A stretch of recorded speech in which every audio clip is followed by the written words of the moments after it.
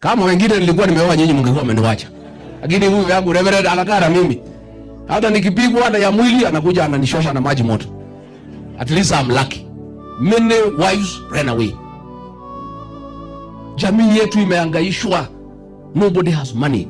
Amerudi hapo, ameenda amebomoa manyumba ya Wakikuyu Kariobangi South. Ameenda Ruai, amehangaisha hao.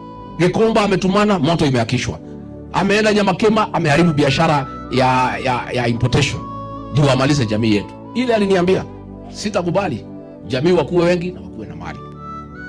Sasa hii kijana Ichung'wa is a fool. Ndio nampigia makofi.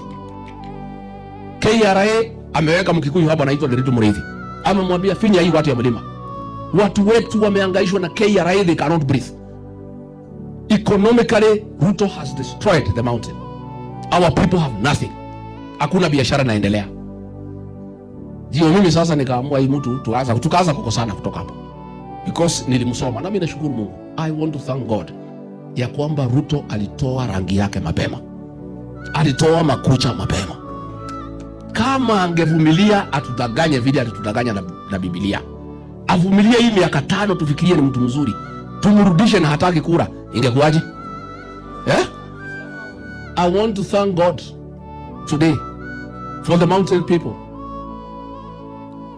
God, we thank you that this man showed us his true colors in good time when we have an opportunity to rectify and to make sure he does not destroy this community. Last week, hii mgomo ilikuwa ya Gen Z 25th. Na mimi nataka nishukuru watu wetu for listening to me. I am so happy. I am a very proud leader that I lead a